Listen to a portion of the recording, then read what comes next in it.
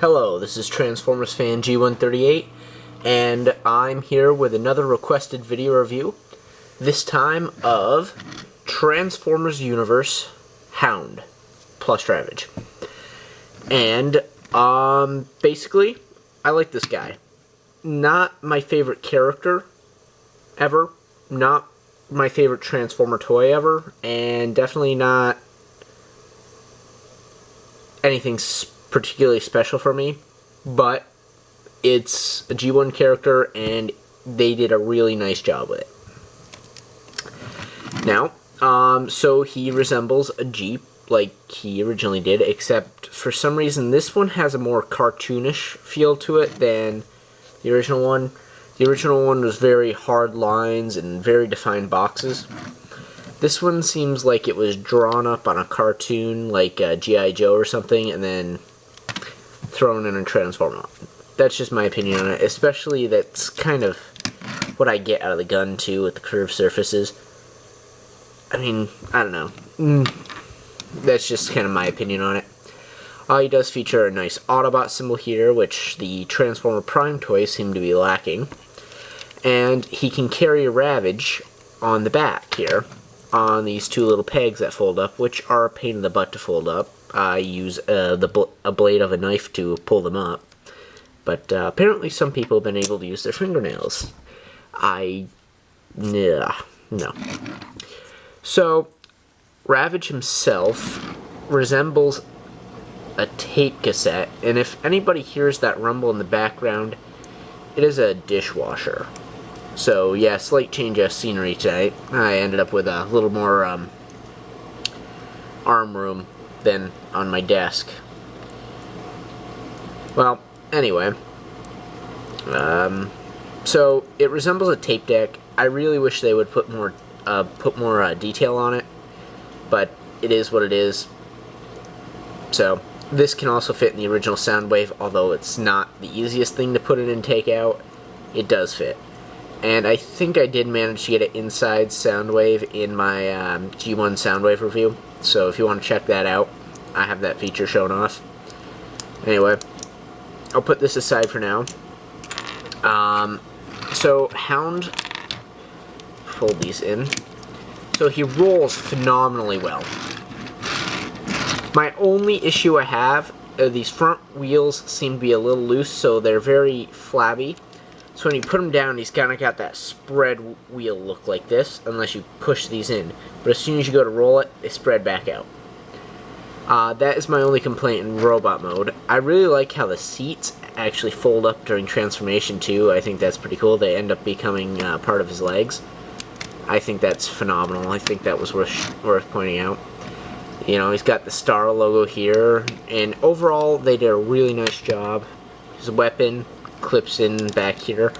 I don't know why. I can't figure out how to put it like the instructions show behind on his shoulder, but I'll get into that later. He's got some nice paint apps.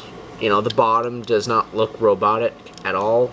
It kind of just looks not like a car either, but you know, it does not look like a robot, and that's always a plus.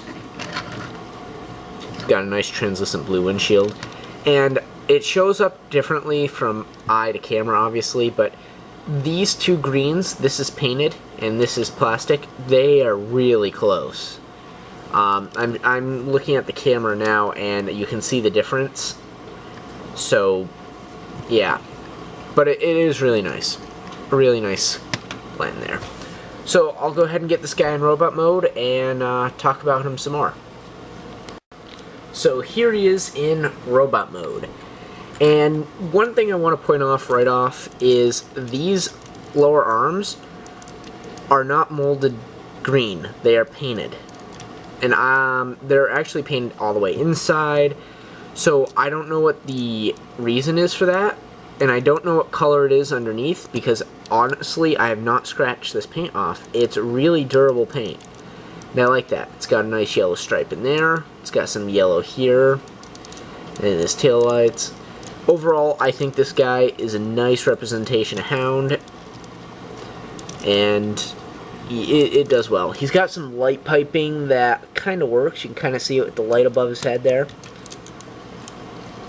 Yeah, so he's nice. He's got the translucent blue headlights there too. I don't think I pointed those out before. So as far as his articulation goes, because I'll get that done with now, he's got a nice motion here in the foot, as well as forward and backward. Oh, forgot to fold those in. Oops. I like how the entire Jeep, like the whole back of the Jeep, become the legs. Like these are the chair, or these are the seats, and these were from the back of the seats here, and they fold up and make really nice legs. I think that's one of the coolest features about them.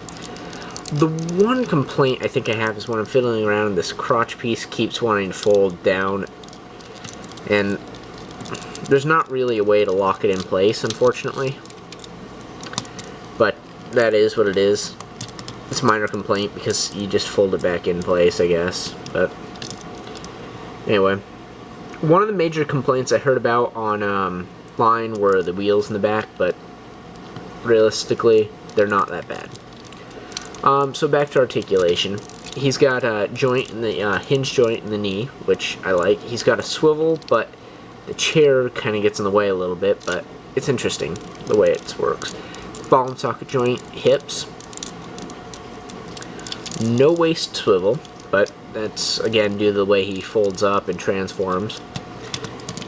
He does have a small hinge inside his arm, inside here, as well as a ball and socket joint outside, so you can get the good range of motion.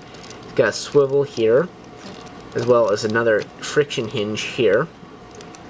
And his hands kind of clip into place, but you can rotate it a little if you wanted to do something weird, like, you know, I don't know why you would want to, but you can. He's got a ball and socket joint head. It kind of folds back pretty easily on mine. And I do have another mold that I used for this, BotCon, which I will be reviewing later. Turbo Master. And his head, I have a hard time getting it down because it's so tight there. So, I don't know if it varies mold to mold on Hound or what. But, I would imagine it does. So that's pretty much the articulation. These can move in the back if you don't like them folded up there. You can move them out here. You can, like, rotate them around, so they're like weird things. You know, that actually doesn't look too bad on camera. I prefer to keep him back here, though. So I enjoy this guy. I think he's cool. I kind of stick him in the back of my shelf, but, you know, he does have this, which clips on his shoulder, but I always find it weird how it, like, angles in, and I don't like it there. I prefer just to take this and put it in his hand. So, whatever. You can also put it in the side of Ravage. Speaking of which, I will quickly transform him.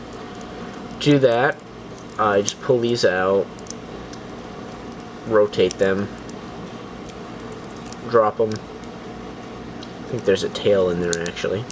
Fold out the tail. Fold these in. This isn't the best looking Ravage. I think I like the original much better. And then you have kind of weird looking Ravage. But it's Ravage. And a lot of people are like, wait, why is he coming with Hound?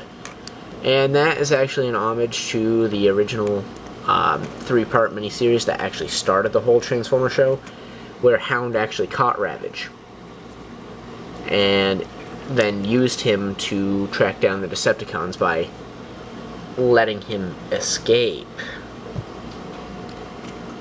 And it worked pretty well. Yeah. For whatever. But you can actually put the original blasters on here. I think I covered this guy in my Soundwave review a little bit better. But he's there. Well, that concludes my video review of Hound and Ravage. Hope you enjoyed, and thanks for watching.